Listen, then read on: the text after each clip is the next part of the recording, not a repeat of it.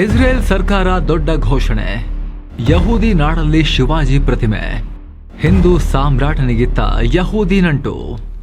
ಸ್ನೇಹಿತರೆ, ಪ್ರಪಂಚದಾದ್ಯಂತ ಹಲವು ಕಡೆ ನಮ್ಮ ಮಹಾತ್ಮ ಗಾಂಧೀಜಿ, ಬುದ್ಧ ಅವರ ಪ್ರತಿಮೆಗಳಿರೋದನ್ನ ನೀವು ನೋಡಿದ್ದೀವಿ. ಆದ್ರೀಗ ಯಹೂದಿ ರಾಷ್ಟ್ರ ಇಸ್ರೇಲ್ ತನ್ನ ನೆಲದಲ್ಲಿ ಹಿಂದೂ ಹೃದಯ ಸಾಮ್ರಾಟ ಅಂತ ಕರೆಸ್ಕೊಳ್ಳೋ ಮರಾಠ ಸಾಮ್ರಾಜ್ಯದ ಸಂಸ್ಥಾಪಕ ಛತ್ರಪತಿ ಶಿವಾಜಿ ಮಹಾರಾಜರ ಬೃಹತ್ ಪ್ರತಿಮೆಯನ್ನ ನಿರ್ಮಾಣ ಮಾಡೋದಾಗಿ ಅನೌನ್ಸ್ ಮಾಡಿದ್ದಾರೆ. ಇದು ಸಾಕಷ್ಟು ಅಚ್ಚರಿಗೆ ಕಾರಣ ಆಗಿದೆ. ಹಾಗಿದ್ರೆ ಭಾರತದಿಂದ ಸಾವಿರಾರು ಕಿಲೋಮೀಟರ್ ದೂರದಲ್ಲಿರೋ ಯಹೂದಿ ರಾಷ್ಟ್ರಕ್ಕೂ ನಮ್ಮ ಶಿವಾಜಿ ಮಹಾರಾಜರಿಗೂ ಅಂಥದ್ದೇನು ಸಂಬಂಧ? ಇಸ್ರೇಲ್ ಶಿವಾಜಿ ಪ್ರತಿಮೆ ನಿಲ್ಲಿಸೋಕೆ ಹೊರಟಿರೋದು ಯಾಕೆ? ಶಿವಾಜಿ ಮಹಾರಾಜರು ತಮ್ಮ ಸೇನೆಯಲ್ಲಿ ಯಹೂದಿಗಳಿಗೆ ಜಾಗ ಕೊಟ್ಟಿದ್ಯಾಕೆ? ಇದರ ಹಿಂದಿರೋ ಆ ಸೀಕ್ರೆಟ್ ಹಿಸ್ಟಾರಿಕಲ್ ಕನೆಕ್ಷನ್ ಆದ್ರೂ ಏನು? ಎಲ್ಲವನ್ನ ಅರ್ಥ ಮಾಡ್ಕೊಳ್ತಾ ಹೋಗೋಣ. ಕಡೆ ತನಕ ಮಿಸ್ ಮಾಡಿದೆ ನೋಡಿ. ನೀವು ನೋಡ್ತಾ ಇದ್ದೀರಾ ಮಸ್ತ್ ಮಗ ಚಾನಲ್. ನಾನು ಅಮರ್ ಪ್ರಸಾದ್. ಶುರುವಾಯಿತು ಐತಿಹಾಸಿಕ ಪ್ರಾಜೆಕ್ಟ್. ಇಸ್ರೇಲ್ನಲ್ಲಿ ಬೃಹತ್ ಶಿವಾಜಿ ಪ್ರತಿಮೆ. ಸ್ನೇಹಿತರೆ, ಜೂನ್ 6ನೇ ತಾರೀಕು ಮುಂಬೈನಲ್ಲಿರೋ ಇಸ್ರೇಲ್ ರಾಯಭಾರ ಕಚೇರಿಯಿಂದ ಒಂದು ಮಹತ್ವದ ಅನೌನ್ಸ್ಮೆಂಟ್ ಹೊರಬಿದ್ದಿದೆ. ತಮ್ಮ ದೇಶದ ಪ್ರಮುಖ ನಗರವೊಂದರಲ್ಲಿ, ಯಾವ ಸಿಟಿ ಅಂತ ಅವರು ಇನ್ನೂ ಕೂಡ ಫೈನಲ್ ಮಾಡಿ ಹೇಳಿಲ್ಲ, ಆದ್ರೆ ಒಂದು ಇಂಪಾರ್ಟೆಂಟ್ ಸಿಟಿಯಲ್ಲಿ ಛತ್ರಪತಿ ಶಿವಾಜಿ ಮಹಾರಾಜರ ಬೃಹತ್ ಪ್ರತಿಮೆಯನ್ನ ನಿರ್ಮಾಣ ಮಾಡ್ತೀವಿ ಅಂತ ಇಸ್ರೇಲ್ ಅಧಿಕೃತವಾಗಿ ಘೋಷಣೆ ಮಾಡಿದೆ. ಜೂನ್ 6ನೇ ತಾರೀಕೆ ಯಾಕೆ ಈ ಅನೌನ್ಸ್ಮೆಂಟ್ ಬಂತು ಅಂದ್ರೆ 1674 ಜೂನ್ 6ನೇ ತಾರೀಕು ಏನಾಗಿತ್ತು ಗೊತ್ತಾ? ಶಿವಾಜಿ ಮಹಾರಾಜರ ಪಟ್ಟಾಭಿಷೇಕ ಆಗಿತ್ತು. ಈ ಶಿವರಾಜ್ಯಾಭಿಷೇಕದ ದಿನದ ಗೌರವಾರ್ಥವಾಗಿ ಇಸ್ರೇಲ್ನ ಕಾನ್ಸುಲ್ ಜನರಲ್ ಯಾನೆವ್ ರೆವಾಚ್ ಈ ನಿರ್ಧಾರವನ್ನ ಪ್ರಕಟ ಮಾಡಿದ್ರು. ಶಿವಾಜಿ ಮಹಾರಾಜರ ಪ್ರತಿಮೆ ಇಸ್ರೇಲ್ ಮತ್ತು ಭಾರತದ ನಡುವಿನ ಮೈತ್ರಿಯ ಪ್ರಬಲ ಸಂಕೇತವಾಗಿರುತ್ತೆ ಅಂತ ಹೇಳಿದ್ದಾರೆ. ಇದಕ್ಕೆ ಸಂಬಂಧಪಟ್ಟಂತೆ ಈಗ ಆಲ್ರೆಡಿ ಇಸ್ರೇಲ್ನ ಕಾನ್ಸುಲ್ ಜನರಲ್ ಮಹಾರಾಷ್ಟ್ರ ಮುಖ್ಯಮಂತ್ರಿ ದೇವೇಂದ್ರ ಫಡ್ನವೀಸ್ ಅವರನ್ನ ಕೂಡ ಮೀಟ್ ಆಗಿದ್ದಾರೆ. ಶಿವಾಜಿ ಮಹಾರಾಜರ ಪ್ರತಿಮೆ ನಿರ್ಮಾಣಕ್ಕೆ ನಿಮ್ಮ ಬೆಂಬಲ ಕೂಡ ಬೇಕಾಗುತ್ತೆ ಅಂತ ಕೇಳಿದ್ದಾರೆ. ಇದಕ್ಕೆ ತಕ್ಷಣ ಗ್ರೀನ್ ಸಿಗ್ನಲ್ ಕೊಟ್ಟಿರೋ ಮಹಾರಾಷ್ಟ್ರ ಸರ್ಕಾರ ಪ್ರತಿಮೆಯ ಡಿಸೈನ್, ಮಹಾರಾಜರ ಆಯುಧ, ಉಡುಪು ಹೇಗಿರಬೇಕು, ಇದರ ಕಂಪ್ಲೀಟ್ ಐತಿಹಾಸಿಕ ಮಾಹಿತಿಯನ್ನ ಇಸ್ರೇಲ್ಗೆ ನಾವು ಒದಗಿಸಿ ಕೊಡ್ತೀವಿ ಅಂತ ಹೇಳಿದ್ದಾರೆ. ಇಲ್ಲಿ ಗಮನಿಸಬೇಕಾಗಿರೋ ವಿಶೇಷ ಏನು ಅಂತ ಹೇಳಿದ್ರೆ, ಇಸ್ರೇಲ್ ಇದನ್ನ ಕೇವಲ ಗವರ್ಮೆಂಟ್ ಪ್ರಾಜೆಕ್ಟ್ ಆಗಿ ಮಾತ್ರ ಸೀಮಿತ ಮಾಡ್ತಾ ಇಲ್ಲ, ಬದಲಾಗಿ ಇದನ್ನೊಂದು ಪೀಪಲ್ಸ್ ಪ್ರಾಜೆಕ್ಟ್ ಆಗಿ ಕೈಗೆತ್ತಿಕೊಂಡಿದ್ದಾರೆ. ಅಂದ್ರೆ ಬರೀ ಸರ್ಕಾರಗಳೇ ಹಣ ಹಾಕಿ ಮಾಡೋದಲ್ಲ, ಬದಲಿಗೆ ಭಾರತದ ಇತಿಹಾಸಕಾರರು, ಕಲಾಕಾರರು, ಶಿವಾಜಿ ಅಭಿಮಾನಿಗಳು ಹಾಗೂ ಇಸ್ರೇಲ್ನಲ್ಲಿರೋ ಭಾರತೀಯ ಮೂಲದ ಯಹೂದಿಗಳು, ಹೀಗೆ ಎರಡು ದೇಶಗಳ ಜನಸಾಮಾನ್ಯರಿಂದಲೇ ವಿನ್ಯಾಸದ ನೆರವು ಹಾಗೂ ದೇಣಿಗೆ ಸಂಗ್ರಹಿಸಿ ಈ ಪ್ರತಿಮೆ ನಿರ್ಮಾಣ ಮಾಡಲಾಗ್ತಿದೆ. ಈ ಬೃಹತ್ ಪ್ರತಿಮೆಯನ್ನ ಭಾರತದಲ್ಲೇ ನಿರ್ಮಾಣ ಮಾಡಿ ಆಮೇಲೆ ಅದನ್ನ ಇಸ್ರೇಲ್ಗೆ ಕಳುಹಿಸೋ ಯೋಚನೆ ಕೂಡ ಇದೆ. ಇದೊಂದು ದೀರ್ಘಕಾಲದವರೆಗೆ ಭಾರತೀಯರು ಮತ್ತು ಇಸ್ರೇಲಿಗರನ್ನ ಬಾಂಡ್ ಮಾಡೋ, ಭಾವನಾತ್ಮಕವಾಗಿ ಬೆಸೆಯುವ ಪ್ರಾಜೆಕ್ಟ್ ಅಂತ ಇಸ್ರೇಲ್ನ ಕಾನ್ಸುಲ್ ಜನರಲ್ ರೆವಾಜ್ ಹೇಳಿದ್ದಾರೆ. ಶನಿವಾರ ತೇಲಿಸ್, ಇಸ್ರೇಲ್ನಿಂದ ಮಹಾರಾಷ್ಟ್ರಕ್ಕೆ ಯಹೂದಿಗಳು. ಸ್ನೇಹಿತರೆ, ಇಸ್ರೇಲ್ಗೂ ನಮ್ಮ ಮರಾಠ ಸಾಮ್ರಾಜ್ಯಕ್ಕೂ ಕನೆಕ್ಷನ್ ಬೆಸೆದಿದೆ ಮಹಾರಾಷ್ಟ್ರದ ಕೊಂಕಣ ಭಾಗದಲ್ಲಿ ನೆಲೆಸಿದ್ದ ಬೆನೆ ಇಸ್ರೇಲ್ ಸಮುದಾಯದಿಂದ. ಅರೆ, ಮಹಾರಾಷ್ಟ್ರದ ಕೊಂಕಣ ಭಾಗದಲ್ಲಿ ಯಹೂದಿಗಳು, ಬೆನೆ ಇಸ್ರೇಲ್ ಅನ್ನೋ ಸಮುದಾಯದವರು, ಅವರು ಇಲ್ಲಿಗೆ ಹೆಂಗ್ ಬಂದ್ರು ಅಂತ ನೀವು ಕೇಳಬಹುದು. ಈ ಇತಿಹಾಸ ಶುರುವಾಗೋದು ಇವತ್ತು ನಿನ್ನೆ ಅಲ್ಲ, ಕ್ರಿಸ್ತ ಪೂರ್ವ 175ನೇ ಇಸವಿಯಲ್ಲಿ 2200 ವರ್ಷಗಳ ಹಿಂದೆ ಶುರುವಾಗಿದ್ದು. ಆಗ ಮಿಡಲ್ ಈಸ್ಟ್ ಅಲ್ಲಿ ಗ್ರೀಕ್ ದೊರೆ ಆಂಟಿಯೋಕಸ್ ಎಪಿಫೇನ್ಸ್ ಆಡಳಿತ ನಡೆಸ್ತಾ ಇದ್ರು. ಅವ್ರ ಕಾಲದಲ್ಲಿ ಯಹೂದಿಗಳ ಮೇಲೆ ಭಾರಿ ದೌರ್ಜನ್ಯ ಶುರುವಾಗಿತ್ತು. ಅವಾಗಲೂ ಕೂಡ ಜೀಸಸ್ ಹುಟ್ಟೋಕ್ಕಿಂತ ಮುಂಚೆ ಕೂಡ ಪ್ರಾಣ ಉಳಿಸಿಕೊಳ್ಳೋಕೆ ಅಂತ ಸಾವಿರಾರು ಯಹೂದಿಗಳು ಹಡಗಲ್ಲಿ ಬೇರೆ ಬೇರೆ ದೇಶಗಳ ಕಡೆಗೆ ಓಡ್ ಬಂದ್ರು. ಅವಾಗ ಆ ರೀತಿ ಬಂದ ಯಹೂದಿಗಳ ಒಂದು ಹಡಗು ಮಹಾರಾಷ್ಟ್ರದ ಅಲಿಬಾಗ್ ಸಮೀಪ ನವಗಾಂವ್ ಕರಾವಳಿಯಲ್ಲಿ ಭಾರಿ ಬಿರುಗಾಳಿಗೆ ಸಿಲುಕಿ ಒಡೆದು ಹೋಗುತ್ತೆ. ಆ ಹಡಗಲಿದ್ದ ಕೇವಲ 14 ಜನ, ಅಂದ್ರೆ 7 ಪುರುಷರು ಮತ್ತು 7 ಮಹಿಳೆಯರು ಮಾತ್ರ ಇದ್ರು. ಪ್ರಾಣ ಉಳಿಸ್ಕೊಂಡು ಭಾರತದ ತೀರವನ್ನು ಅವ್ರು ಹೇಗೋ ಸೇರಿದ್ರು. ಇವರನ್ನೇ ಬೆನೆ ಇಸ್ರೇಲ್ ಅಂತ ಕರೆಯೋದು. ಇಲ್ಲಿ ಒಂದು ಕ್ಲಾರಿಟಿ ಕೊಡ್ತೀವಿ. ಭಾರತದ ಈಶಾನ್ಯ ರಾಜ್ಯಗಳಾದ ಮಣಿಪುರ, ಮಿಜೋರಾಂ ಭಾಗದಲ್ಲಿ ನೆಲೆಸಿರೋ ಯಹೂದಿಗಳಿಗೆ ಬೆನೆ ಮನಾಶೆ ಅಂತ ಕರೀತಾರೆ. ಈಗ ಅವ್ರನ್ನ ಇಸ್ರೇಲ್ ವಾಪಸ್ ಕರೆಸ್ಕೊಳ್ತಾ ಇದೆ. ಇದರ ಬಗ್ಗೆ ನಾವು ಈ ವಿಶೇಷ ವರದಿಯಲ್ಲಿ ಡೀಟೇಲ್ ಆಗಿ ಮಾಹಿತಿ ಕೊಟ್ಟಿದ್ವಿ. ಅಲ್ಲಿ ನಾವು ನಿಮಗೆ ಎಕ್ಸ್ಪ್ಲೇನ್ ಮಾಡಿದ್ವಿ, ನೆನಪಿರ್ಬೋದು ನಿಮಗೆ ನೋಡಿದವರಿಗೆ. ಪ್ರಾಚೀನ ಇಸ್ರೇಲ್ನಲ್ಲಿ ಒಟ್ಟು 12 ಬುಡಕಟ್ಟುಗಳಿದ್ವು. ಬೆನೆ ಮನಾಶೆ ಕೂಡ ಅದರಲ್ಲಿ ಒಂದು ಅಂತ ಹೇಳಿದ್ವಿ. ಈ ಬೆನೆ ಇಸ್ರೇಲ್ ಕೂಡ ಅಂತ 12 ಬುಡಕಟ್ಟುಗಳಲ್ಲಿ ಒಂದು ಬುಡಕಟ್ಟು. ಸೊ ಈ ಎರಡೂ ಸಮುದಾಯದ ಜನ ಭಾರತಕ್ಕೆ ಬಂದಿದ್ರು. ಒಬ್ರು ನಾರ್ತ್ ಈಸ್ಟ್ ಕಡೆಗೆ ಹೋದ್ರು, ಇವರು ಬೆನೆ ಇಸ್ರೇಲ್ ಮಹಾರಾಷ್ಟ್ರಕ್ಕೆ ಕರಾವಳಿ ತೀರಕ್ಕೆ ಬಂದು ಬಿದ್ರು ಇವರು. ಸೊ ಈ ರೀತಿ 14 ಜನ ಯಹೂದಿಗಳಿಂದ ಶುರುವಾದ ಬೆನೆ ಇಸ್ರೇಲ್ ಸಮುದಾಯ ಮಹಾರಾಷ್ಟ್ರದಲ್ಲಿ ನಿಧಾನವಾಗಿ ಬೆಳೀತಾ ಬಂತು. ಈ ಕಮ್ಯುನಿಟಿಯ ಮೆಂಬರ್ ಹಾಗೂ ದಿಲ್ಲಿ ಮೂಲದ ಪಬ್ಲಿಷರ್ ರೂಬೆನ್ ಇಸ್ರೇಲ್ ಕೊಟ್ಟಿರೋ ಮಾಹಿತಿ ಪ್ರಕಾರ ಒಂದು ಹಂತದಲ್ಲಿ ಭಾರತದಲ್ಲಿ ಇವರ ಸಂಖ್ಯೆ ಬರೋಬ್ಬರಿ 75,000ಕ್ಕೆ ತಲುಪಿತ್ತು 2200 ವರ್ಷಗಳ ಅವಧಿಯಲ್ಲಿ. ಆದರೆ ಸದ್ಯ ಭಾರತದಲ್ಲಿ 4,000 ಜನ ಮಾತ್ರ ಬೆನೆ ಇಸ್ರೇಲ್ ಸಮುದಾಯದವರು ಉಳ್ಕೊಂಡಿದ್ದಾರೆ. ಉಳಿದವರು ಹೆಚ್ಚಿನವರು ಸ್ವತಂತ್ರ ಯಹೂದಿ ರಾಷ್ಟ್ರ ಇಸ್ರೇಲ್ ಹುಟ್ಟಿದಾಗ ಮರಳಿ ತಾಯಿನಾಡಿಗೆ ಹೇಗೋ ಹೋಗಿ ಸೇರ್ಕೊಂಡಿದ್ದಾರೆ.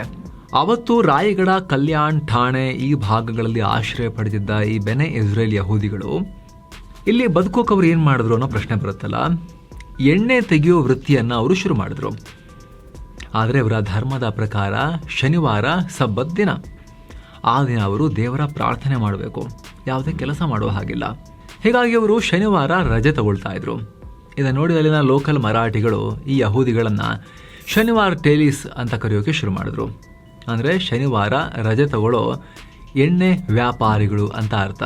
ಶನಿವಾರ ತೈಲ ತೇಲ್, ಸೊ ಆ ಎಲ್ಲ ಮಿಕ್ಸ್ ಮಾಡಿಕೊಂಡು ಶನಿವಾರ ತೇಲೀಸ್ ಅಂತ ಇವ್ರನ್ನ ಕರೆದ್ರು. ಶನಿವಾರ ರಜೆ ತಗೊಳ್ಳೋ ಎಣ್ಣೆ ವ್ಯಾಪಾರಿಗಳು ಅಂತ. ಕಾಲಕ್ರಮೇಣ ಈ ಯಹೂದಿಗಳು ಪಕ್ಕಾ ಮರಾಠಿಗಳಾಗಿಯೇ ಬದಲಾಗ್ಬಿಟ್ರು. ಮರಾಠಿ ಭಾಷೆ, ಮಹಾರಾಷ್ಟ್ರದ ಊಟ, ಉಡುಗೆ ತೊಡುಗೆ ಎಲ್ಲವನ್ನ ಅಳವಡಿಸ್ಕೊಂಡ್ರು. ಭಾರತೀಯರಾಗ್ಬಿಟ್ರು ಪೂರ್ತಿಯಾಗಿ. ತಮ್ಮ ಸರ್ನೇಮ್ಗಳನ್ನು ಕೂಡ ಮರಾಠಿ ಸ್ಟೈಲ್ನಲ್ಲೇ ಜಿರಾಡ್ಕರ್, ಪೇಂಕರ್, ದಿವೇಕರ್ ಹೀಗೆ ತಮ್ಮ ಹೆಸರಿನ ಪಕ್ಕದಲ್ಲಿ ಹಲವು ಕರ್ಗಳನ್ನು ಸೇರಿಸ್ಕೊಂಡು ಅವರು ಬೆರ್ತು ಹೋಗ್ಬಿಟ್ರು ಇಲ್ಲಿನ ಕಮ್ಯುನಿಟಿಯಲ್ಲಿ, ಸಮುದಾಯದಲ್ಲಿ. ಆದರೆ ತಮ್ಮ ಯಹೂದಿ ಧರ್ಮವನ್ನು ಅವರು ಮರಿಲಿಲ್ಲ. ತಮ್ಮ ಯಹೂದಿ ಆಚರಣೆಗಳನ್ನು ಕೂಡ ಫಾಲೋ ಮಾಡ್ತಿದ್ರು. ಅದೇ ಟೈಮ್ನಲ್ಲಿ ಮರಾಠಿಗರಾಗೂ ಕೂಡ ಆಚರಣೆಗಳನ್ನು ಫಾಲೋ ಮಾಡಿಕೊಂಡು ಸಮನ್ವಯತೆಯೊಂದಿಗೆ ಬಾಳೋಕೆ ಶುರು ಮಾಡಿದ್ರು ಅವರು. ಈ ರೀತಿ 100 ವರ್ಷಗಳ ಹಿಂದೆ ತಮ್ಮ ಪ್ರಾಣ ಉಳಿಸ್ಕೊಳ್ಳೋಕೆ ಯಹೂದಿಗಳು ಬೇರೆ ದೇಶಕ್ಕೆ ಬಂದು ಈ ರೀತಿ ಭದ್ರತೆ ಕಂಡುಕೊಂಡ್ರು. ಎಲ್ಲ ಕಡೆ ಸಿಗಲಿಲ್ಲ, ಬಟ್ ಭಾರತ ಅವರಿಗೆ ಭದ್ರತೆ ಕೊಡ್ತು. ಆದರೆ ಇವತ್ತಿನ ದಿನಗಳಲ್ಲಿ ನಮ್ಮ ಪ್ರಾಣ, ಆರೋಗ್ಯದ ರಕ್ಷಣೆಗೆ ಭದ್ರತೆ ಬೇಕು ಅಂತ ಹೇಳಿದ್ರೆ ಹೆಲ್ತ್ ಇನ್ಶೂರೆನ್ಸ್ನಿಂದ ಮಾತ್ರ ಸಾಧ್ಯ. ತುಂಬಾ ಜನಕ್ಕೆ ಮಾಡಿಸ್ಬೇಕು ಅಂತಿರುತ್ತೆ, ಬಟ್ ಯಾವ್ದು ತಗೊಳ್ಳೋದನ್ನೋ ಕನ್ಫ್ಯೂಷನ್ ಇರುತ್ತೆ. ಯಾವ ಪಾಲಿಸಿ ಬೆಸ್ಟ್, ಎಲ್ಲಿ ತಗೊಳ್ಬೇಕು, ಕ್ಲೇಮ್ ಪೇಯ್ಡ್ ರೇಷಿಯೋ, ಕೋ ಪೇಮೆಂಟ್, ಹಿಡನ್ ಕಾಸ್ಟ್, ಈ ರೀತಿ 100 ಪ್ರಶ್ನೆಗಳು ಮೂಡ್ತವೆ. ಎಲ್ಲ ಡೌಟ್ಸ್ ಅನ್ನ ಕ್ಲಿಯರ್ ಮಾಡೋಕೆ ನೀವು ಡಿಟೋ ಇನ್ಶೂರೆನ್ಸ್ ನ ಹೆಲ್ಪ್ ಅನ್ನ ಪಡಿಬಹುದು. ಝೀರೋದ ಬೆಂಬಲಿತ ಸಂಸ್ಥೆ, ನಿತಿನ್ ಕಾಮತ್ ಬೆಂಬಲಿತ ಸಂಸ್ಥೆ ಇದು. ಇವರು ನಿಮಗೆ ನಂಬರ್ ಕೊಟ್ಟ ತಕ್ಷಣ ಸ್ಪ್ಯಾಮ್ ಕಾಲ್ಸ್ ಮಾಡಲ್ಲ. ನೀವು ಸ್ಲಾಟ್ ಬುಕ್ ಮಾಡ್ಕೊಂಡ್ರೆ ಅದೊಂದು ಕಾಲ್ ಅಷ್ಟೇ ನಿಮಗೆ ಬರುತ್ತೆ. ವಾಟ್ಸಪ್ಪಲ್ಲೂ ಕೂಡ ನೀವು ಹೆಲ್ಪ್ ಅನ್ನ ಪಡಿಬಹುದು. ಇನ್ಶೂರೆನ್ಸ್ ಬಗ್ಗೆ ಡೀಪ್ ನಾಲೆಜ್ ಇರೋ IRDAI ಸರ್ಟಿಫೈಡ್ ಎಕ್ಸ್ಪರ್ಟ್ಸ್ ನಿಮಗೆ ಫ್ರೀ ಆಗಿ ಅಡ್ವೈಸ್ ಮಾಡ್ತಾರೆ. ನಿಮಗೆ, ನಿಮ್ಮ ಆದಾಯಕ್ಕೆ, ನಿಮ್ಮ ಫ್ಯಾಮಿಲಿಯ ಏಜ್ ಗ್ರೂಪ್ಗೆ ಸೂಟ್ ಆಗೋ ರೀತಿಯಲ್ಲಿ ಅವರು ಹುಡುಕಿ ಕಸ್ಟಮೈಸ್ ಮಾಡಿ ನಿಮಗೆ ಸಜೆಸ್ಟ್ ಮಾಡ್ತಾರೆ. ಅಷ್ಟೇ ಅಲ್ಲ, ಫ್ಯೂಚರ್ನಲ್ಲಿ ಕ್ಲೇಮ್ ಮಾಡೋ ಸಂದರ್ಭ ಬಂದಾಗ ಇವರ dedicated claim support team help ಕೂಡ ಮಾಡುತ್ತೆ ಕ್ಲೇಮ್ಸ್ಗೆ. ಸೊ ವಿಡಿಯೋ ಕೆಳಗಡೆ ಡಿಸ್ಕ್ರಿಪ್ಷನ್ ಮತ್ತು ಪಿನ್ ಮಾಡಿರೋ ಕಮೆಂಟ್ನಲ್ಲಿ ಅವರ ಲಿಂಕ್ ಇದೆ. ಆಸಕ್ತರು ಮಿಸ್ ಇಲ್ಲದೆ ಚೆಕ್ ಮಾಡಿಕೊಂಡು ಅವ್ರ ಜೊತೆ ಮಾತುಕತೆಯನ್ನು ಸ್ಕೆಡ್ಯೂಲ್ ಮಾಡ್ಕೋಬಹುದು. ಆಸಕ್ತರು ಚೆಕ್ ಮಾಡಿ. ಬನ್ನಿ ಕಂಟಿನ್ಯೂ ಮಾಡೋಣ ಸ್ನೇಹಿತರೆ. ಶಿವಾಜಿ ಸೇನೆಯಲ್ಲಿ ಯಹೂದಿ ಪಡೆ. ಸ್ನೇಹಿತರೆ, ಹೀಗೆ ಮರಾಠಿಗರೊಂದಿಗೆ ಬೆರೆತು ಹೋದ ಈ ಯಹೂದಿಗಳು ಕೇವಲ ಎಣ್ಣೆ ವ್ಯಾಪಾರಕ್ಕೆ ಮಾತ್ರ ಸೀಮಿತವಾಗಿರಲಿಲ್ಲ. ಬದಲಾಗಿ ಸ್ವರಾಜ್ಯದ ಹೋರಾಟದಲ್ಲೂ ತಮ್ಮ ಶಕ್ತಿ ಪ್ರದರ್ಶನ ಮಾಡಿದ್ರು. 17ನೇ ಶತಮಾನ ಆಗಷ್ಟೇ ಛತ್ರಪತಿ ಶಿವಾಜಿ ಮಹಾರಾಜರು ಮರಾಠ ಸಾಮ್ರಾಜ್ಯ ಕಟ್ತಾ ಇದ್ರು. ಅವತ್ತು ಪೋರ್ಚುಗೀಸರು, ಜಂಜೀರಾದ ಸಿದ್ದಿಗಳು ಮತ್ತು ಮೊಘಲರ ಕಾಟ ಸಿಕ್ಕಾಪಟ್ಟೆ ಇತ್ತು. ಇವರನ್ನ ಎದುರಿಸೋಕೆ ಭಾರತದಲ್ಲೇ ಮೊದಲ ಬಾರಿಗೆ ಶಿವಾಜಿ ಮಹಾರಾಜರಿಗೆ ಬಲಿಷ್ಠ ನೌಕಾಪಡೆ ಕಟ್ಟೋ ಐಡಿಯಾ ಬಂತು. ಆಗ ಅವರ ಕಣ್ಣಿಗೆ ಬಿದ್ದಿದ್ದೆ ದೂರದ ಇಸ್ರೇಲ್ನಿಂದ ಬೋಟ್ ಹತ್ಕೊಂಡು ಇಲ್ಲಿ ತನಕ ಬಂದಿದ್ರಲ್ಲ ಈ ಬೆನೆ ಮೆನಾಶಿಗಳು. ಅವ್ರು ನೆನಪಾದ್ರು. ಕೊಂಕಣ ಭಾಗದಲ್ಲಿ ಬಂದು ಕೂತ್ಕೊಂಡಿದ್ರಲ್ಲ ಅವ್ರು ನೆನಪಾದ್ರು. ಇವರಿಗೆ ಸಮುದ್ರದ ಬಗ್ಗೆ ಅಪಾರ ಜ್ಞಾನ ಇತ್ತು. ಹಾಗೆ ಇವರ ಯುದ್ಧ ಕೌಶಲ್ಯ, ಅವರ ಟೆಕ್ನಿಕ್ಸ್ ಅನ್ನ ಕೂಡ ಶಿವಾಜಿ ಮಹಾರಾಜರು ಮೆಚ್ಚಿದ್ರು. ತಕ್ಷಣ ಈ ಯಹೂದಿ ಯೋಧರನ್ನ ತಮ್ಮ ಸೇನೆಗೆ, ನೌಕಾಪಡೆಗೆ ನೇಮಕ ಮಾಡಿಕೊಂಡ್ರು. ಎಷ್ಟರ ಮಟ್ಟಿಗೆ ಅಂತ ಹೇಳಿದ್ರೆ, ದಾಖಲೆಗಳ ಪ್ರಕಾರ ಆರೋನ್ ಚುರ್ರಿಕರ್ ಅನ್ನೋ ಯಹೂದಿ ಯೋಧನನ್ನ ಮರಾಠ ನೌಕಾಪಡೆಯಲ್ಲಿ ನಾಯಕ್ ಅಂದ್ರೆ ಕಮಾಂಡರ್ ಆಗಿ ನೇಮಕ ಮಾಡಲಾಗಿತ್ತು. ಅಷ್ಟೇ ಅಲ್ಲ, ಅವರ ಸೇವೆಗೆ ಮೆಚ್ಚಿ ಜಮೀನನ್ನ ಕೂಡ ಉಡುಗೊರೆಯಾಗಿ ಅವರಿಗೆ ಶಿವಾಜಿ ಮಹಾರಾಜರು ಹಾಗೂ ನಂತರದ ಮರಾಠ ರಾಜರು ಕೊಡ್ತಾ ಬಂದರು. ಸಮಾಜಿ ಅಥವಾ ಸ್ಯಾಮ್ಯುಯಲ್ ಅಥವಾ ಅಬಾಜಿ ಅಥವಾ ಅಬ್ರಹಾಮ್ ಅನ್ನೋ ಯಹೂದಿ ಯೋಧರಿಗೂ ಮರಾಠ ನೌಕಾಪಡೆಯಲ್ಲಿ ದೊಡ್ಡ ಜವಾಬ್ದಾರಿ ಕೊಡಲಾಗಿತ್ತು. ಅವರ ಹೆಸರಿನ ಆರಂಭದ 2 ಅಕ್ಷರ ತಗೊಂಡು ಆಮೇಲೆ ಮರಾಠರ ಸ್ಟೈಲಲ್ಲಿ ಜಿ ಅಂತ ಸೇರಿಸ್ಕೊಂಡು ಅದನ್ನು ಕೂಡ ಲೋಕಲೈಸೇಷನ್ ಮಾಡಿದ್ರು ಮರಾಠರ ಹೆಸರನ್ನ. ಅದರಲ್ಲೂ ಕೂಡ ಆಂಗ್ರೆ ಅನ್ನೋ ಪಡೆ ಇತ್ತು. ಆ ಪಡೆಯಲ್ಲೂ ಕೂಡ ಯಹೂದಿಗಳು ಪ್ರಾಣದ ಹಂಗು ತೊರೆದು ಹೋರಾಡಿದ್ರು ಮರಾಠರ ಪರವಾಗಿ. ಎಂಥ ಮಹತ್ವದ ವಿಚಾರ ಗೊತ್ತಾ ನಿಮಗೆ ಸ್ನೇಹಿತರೆ? ಒಂದು ಕಡೆ ಜಗತ್ತಿನಾದ್ಯಂತ ಯಹೂದಿಗಳನ್ನ ಹುಡುಕಿ ಬೇರೆಲ್ಲ ಕಮ್ಯುನಿಟಿಯವರು ಅವ್ರನ್ನ ನಾಶ ಮಾಡ್ತಾ ಇದ್ರು.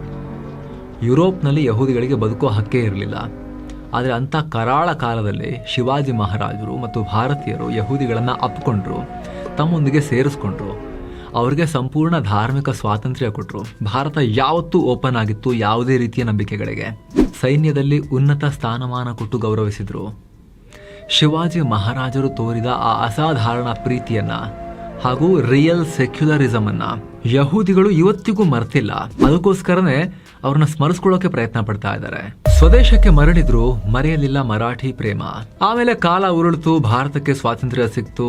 1948ರಲ್ಲಿ ಜಗತ್ತಿನ ಎಲ್ಲ ಯಹೂದಿಗಳಿಗಾಗಿ ಇಸ್ರೇಲ್ ಅನ್ನೋ ಹೊಸ ದೇಶನೂ ಹುಟ್ಕೊಳ್ತು. ತಮ್ಮದೇ ಆದ ಒಂದು ಸ್ವಂತ ರಾಷ್ಟ್ರ ಸಿಕ್ಕ ಮೇಲೆ ಜಗತ್ತಿನಾದ್ಯಂತ ಇದ್ದ ಯಹೂದಿಗಳು ವಾಪಸ್ ಇಸ್ರೇಲ್ಗೆ ಹೋಗೋಕ್ ಶುರು ಮಾಡಿದ್ರು. ಇದನ್ನ ಯಹೂದಿಗಳ ಭಾಷೆಯಲ್ಲಿ ಆಲಿಯಾ ಅಂತ ಕರೀತಾರೆ. ಆಗ ಮಹಾರಾಷ್ಟ್ರದಲ್ಲಿದ್ದ ಸಾವಿರಾರು ಬೆನೆ ಇಸ್ರೇಲ್ ಯಹೂದಿಗಳು ಕೂಡ ತಮ್ಮ ಮಾತೃಭೂಮಿ ಇಸ್ರೇಲ್ಗೆ ಮರಳೋಕೆ ನಿರ್ಧಾರ ಮಾಡಿದ್ರು. 50-60ರ ದಶಕದಲ್ಲಿ ಸಾವಿರಾರು ಯಹೂದಿಗಳು ಭಾರತ ಬಿಟ್ಟು ಇಸ್ರೇಲ್ಗೆ ವಾಪಸ್ ಹೋದ್ರು. ಇವತ್ತಿನ ಲೆಕ್ಕಾಚಾರದ ಪ್ರಕಾರ ಸುಮಾರು 80,000ಕ್ಕೂ ಅಧಿಕ ಬೆನೆ ಇಸ್ರೇಲ್ ಯಹೂದಿಗಳು ಇಸ್ರೇಲ್ನ ಅಶ್ಡೋಡ್, ರಾಮ್ಲಾ ಹಾಗೂ ಬಿರ್ಷೆಬಾ ನಗರಗಳಲ್ಲಿ ವಾಸ ಮಾಡ್ತಿದ್ದಾರೆ. ಆದ್ರೆ ಅವರು ಭಾರತ ಬಿಟ್ಟು ಹೋದ್ರು ಕೂಡ ಭಾರತವನ್ನ ಯಾವತ್ತೂ ಮರಿಲಿಲ್ಲ. ಜೊತೆಗೆ 2000 ವರ್ಷಗಳ ಅವಧಿಯಲ್ಲಿ ಅವರು ಇಲ್ಲಿ ಕಲ್ತಿದ್ರಲ್ಲ, ಅವರ ತಲೆಮಾರುಗಳಿಂದ ಮರಾಠಿ ಭಾಷೆ ಮತ್ತು ಮಹಾರಾಷ್ಟ್ರ ಭಾರತೀಯ ಸಂಸ್ಕೃತಿಯನ್ನ, ಕಲೆ, ಆಹಾರ ಪದ್ಧತಿ ಎಲ್ಲವನ್ನ ಅದನ್ನು ಮರಿಲಿಲ್ಲ. ಅವರು ಇಸ್ರೇಲಿಗೆ ತಗೊಂಡು ಹೋದ್ರು. ಅದನ್ನ ನಿಮ್ಗೆ ಆಶ್ಚರ್ಯ ಆಗ್ಬೋದು, ಇಸ್ರೇಲ್ನಲ್ಲಿ ಇವತ್ತಿಗೂ ಕೂಡ ಈ ಯಹೂದಿಗಳು ಮಲಿದಾ ಅನ್ನೋ ಒಂದು ವಿಶೇಷ ಆಚರಣೆ ಮಾಡ್ತಾರೆ. ಎಲಿಜಾ ಪ್ರವಾದಿಯನ್ನ ಪೂಜಿಸೋ ಈ ಆಚರಣೆಯಲ್ಲಿ ನಮ್ಮ ಮಹಾರಾಷ್ಟ್ರ ಸ್ಟೈಲ್ನಲ್ಲಿ ಅವಲಕ್ಕಿ, ತೆಂಗಿನಕಾಯಿ, ಸಕ್ಕರೆ, ಏಲಕ್ಕಿ, ಡ್ರೈ ಫ್ರೂಟ್ಸ್ ಹಾಕಿ ಪ್ರಸಾದ ಮಾಡಿ ವಿತರಿಸ್ತಾರೆ. ಅಷ್ಟೇ ಅಲ್ಲ, ಇವತ್ತಿಗೂ ಇಸ್ರೇಲ್ನ ಕೆಲ ಕಡೆ ಮರಾಠಿ ಭಾಷೆ ನಿಮಗೆ ಕೇಳಿಸೋಕ್ ಸಿಗುತ್ತೆ. ಅವರು ಇಸ್ರೇಲ್ನಲ್ಲಿ ಮಹಾರಾಷ್ಟ್ರ ದಿನವನ್ನ ಭಾರಿ ಸಂಭ್ರಮದಿಂದ ಆಚರಣೆ ಮಾಡ್ತಾರೆ. ಎಲ್ಲಕ್ಕಿಂತ ಹೆಚ್ಚಾಗಿ ಅವತ್ತು ತಮ್ಮ ಪೂರ್ವಜರಿಗೆ ಆಶ್ರಯ ಕೊಟ್ಟು ಸೇನೆಯಲ್ಲಿ ಒಳ್ಳೆ ಸ್ಥಾನ ಕೊಟ್ಟು ಕಾಪಾಡಿದ ಶಿವಾಜಿ ಮಹಾರಾಜರ ಮೇಲಿನ ಆ ಅಪಾರ ಭಕ್ತಿಯನ್ನ ತಮ್ಮ ಹಾರ್ಟ್ ಅಲ್ಲಿ ಇಟ್ಕೊಂಡು ಇವತ್ತಿಗೂ ಬದುಕ್ತಾ ಇದ್ದಾರೆ. ಅದೇ ಕಾರಣಕ್ಕೆ ಈಗ ಶಿವಾಜಿ ಮಹಾರಾಜರ ಪ್ರತಿಮೆಯನ್ನ ಇಸ್ರೇಲ್ ನಲ್ಲಿ ಮಾಡ್ತೀವಿ ಅಂತ ಹೊರಟಿರೋದು ಅವರು. ಶಿವಾಜಿ ಮಹಾರಾಜರ ಆದರ್ಶಗಳಿಗೂ ಇಸ್ರೇಲ್ನ ಹೋರಾಟಕ್ಕೂ ತುಂಬಾನೇ ಹೋಲಿಕೆ ಇದೆ. ಶತ್ರುಗಳೆಷ್ಟೇ ಬಲಿಷ್ಠರಾಗಿದ್ರು ಕೂಡ ನಿರಂತರ ಫೈಟ್ ಮೂಲಕ ಅಥವಾ ರಣತಂತ್ರದ ಮೂಲಕ ಹೇಗೆ ಗೆಲ್ಲಬೇಕು ಅನ್ನೋದನ್ನ ಶಿವಾಜಿ ಮಹಾರಾಜರು ಕೂಡ ಅವತ್ತೇ ಮಾಡಿ ತೋರಿಸಿದ್ರು. ತಮ್ಮ ಮಾತೃಭೂಮಿ ರಕ್ಷಣೆಗಾಗಿ ಅವತ್ತು ಶಿವಾಜಿ ಮಹಾರಾಜರು ತೋರಿದ ಅದೇ ಧೈರ್ಯವನ್ನ ನಾವು ಕೂಡ ತೋರಿಸ್ತಾ ಇದ್ದೀವಿ ಇವತ್ತು ಅನ್ನೋದು ಇಸ್ರೇಲಿಗಳ ಆ ಒಂದು ಕನೆಕ್ಷನ್ ಅನ್ನು ಅವರು ಫೀಲ್ ಮಾಡ್ತಾರೆ. ಸೊ ಫೈನಲಿ ಇಸ್ರೇಲ್ ಶಿವಾಜಿ ಮಹಾರಾಜರ ಮೂರ್ತಿಯನ್ನ ಅಲ್ಲಿ ಮಾಡ್ತಿರೋದ್ರ ಬಗ್ಗೆ ನಿಮ್ಮ ಒಪಿನಿಯನ್ ಏನು ಅನಿಸ್ತಾ ಇದೆ ನಿಮಗೆ ಕೇಳಿದಾಗ, ಈ ಸ್ಟೋರಿ ಕೇಳಿದಾಗ ಏನಿಸ್ತು ಕಾಮೆಂಟ್ ಮಾಡಿ ತಿಳಿಸಿ. ಹಾಗೆ ಸ್ನೇಹಿತರೆ, ಕಡೆದಾಗಿ ಕ್ವಿಕ್ ರಿಮೈಂಡರ್, ವಿಡಿಯೋ ಕೆಳಗಿರೋ ಡಿಸ್ಕ್ರಿಪ್ಷನ್ ಮತ್ತು ಪಿನ್ ಮಾಡಿರೋ ಕಾಮೆಂಟ್ ನಲ್ಲಿ ನಾವು ಡಿಟೋದವರ ಲಿಂಕ್ ಅನ್ನ ಕೊಟ್ಟಿರ್ತೀವಿ. ಇನ್ನು ಯಾರೆಲ್ಲ ಯೋಚನೆ ಮಾಡ್ತಾ ಇದ್ದೀರಿ ನಿಮ್ಮ ಫ್ಯಾಮಿಲಿಯನ್ನ ಹೆಲ್ತ್ ವೈಸ್ ಸೆಕ್ಯೂರ್ ಮಾಡೋಕೆ, ಹಾಸ್ಪಿಟಲ್ ಬಿಲ್ ನಿಂದ ಬಚಾವಾಗೋಕೆ ಹೆಲ್ತ್ ಇನ್ಶೂರೆನ್ಸ್ ಅನಿವಾರ್ಯ ಅಲ್ವಾ? ಕಂಪ್ನಿಯಿಂದ ಕೊಡೋದು, ಕಂಪ್ನಿಲಿ ಜಾಬ್ ಅಲ್ಲಿ ಮಾಡೋ ತನಕ ಮಾತ್ರ ಇರುತ್ತೆ. ಕೆಲವರು ಹಿಂಗೆ ಟೈಮ್ ಕಳೆದು ಬಿಡ್ತಾರೆ. ಆಮೇಲೆ 30 ವರ್ಷ, 40 ವರ್ಷ, 50 ವರ್ಷ ಹಿಂಗೆ ಕಳೆದು ಬಿಡ್ತಾರೆ. ಆಮೇಲೆ ವಯಸ್ಸಾದ್ಮೇಲೆ ನಮ್ದೊಂದು ಪರ್ಸನಲ್ ಇರಲಿ ಅಂತ ಮಾಡ್ಸೋಕೆ ಹೋದಾಗ ಅವಾಗ ಪ್ರೀ ಎಕ್ಸಿಸ್ಟಿಂಗ್ ಸಮಸ್ಯೆಗಳು, ವೇಟಿಂಗ್ ಪೀರಿಯಡ್ ಅವೆಲ್ಲ ಹೊಸದಾಗಿ ಎಲ್ಲ ಫೇಸ್ ಮಾಡಬೇಕಾಗತ್ತೆ. ಆಲ್ರೆಡಿ ಆರೋಗ್ಯ ಸಮಸ್ಯೆ ಇತ್ತು ಅಂತ ಹೇಳಿದ್ರೆ ಹೆಲ್ತ್ ಇನ್ಶೂರೆನ್ಸ್ನ ಕಾಸ್ಟ್ ತುಂಬ ಜಾಸ್ತಿ ಆಗುತ್ತೆ, ಎಲಿವೇಟ್ ಆಗುತ್ತೆ. ಹಾಗಾಗಿ ಎಷ್ಟಾಗುತ್ತೋ ಅಷ್ಟು ಬೇಗ ದುಡಿಯೋಕೆ ಶುರು ಮಾಡಿದ ತಕ್ಷಣ ಫಸ್ಟ್ ಒಂದು ಟರ್ಮ್ ಇನ್ಶೂರೆನ್ಸ್, ಒಂದು ಹೆಲ್ತ್ ಇನ್ಶೂರೆನ್ಸ್ ಮಾಡಿಸೋದು ಕಾಲದ ಅನಿವಾರ್ಯತೆ ಅಂತ ಎಕ್ಸ್ಪರ್ಟ್ಸೇ ಹೇಳ್ತಾರೆ. ಮಾಡಿಸ್ಬೇಕು, ಬಟ್ ಇನ್ನು ಮಾಡಿಸಿಲ್ಲ, ಯಾವ್ದು ಮಾಡಿಸ್ಬೇಕು ಅನ್ನೋ ಕ್ವಶನ್ ನಿಮ್ಮ ಹತ್ರ ಇದ್ರೆ ನೀವು ಡಿಟೋದವರಿಂದ ಪೂರ್ತಿಯಾಗಿ ನಿಮ್ಮ ಫ್ಯಾಮಿಲಿಗೆ ಸೂಟ್ ಆಗೋ ಪರ್ಸನಲೈಸ್ಡ್ ಹೆಲ್ತ್ ಇನ್ಶೂರೆನ್ಸ್ ಅಡ್ವೈಸ್ ಅನ್ನ ನೀವು ಪಡ್ಕೋಬಹುದು ಫ್ರೀ ಆಗಿ. ಲಿಂಕ್ ಅನ್ನ ಆಸಕ್ತರು ಚೆಕ್ ಮಾಡಿ ಡಿಸ್ಕ್ರಿಪ್ಷನ್ ಮತ್ತು ಪಿನ್ ಮಾಡಿರೋ ಕಾಮೆಂಟ್ ನಲ್ಲಿದೆ. ಮತ್ತೆ ಭೇಟಿ ಆಗ್ತಿರೋಣ. ನಮಸ್ಕಾರ.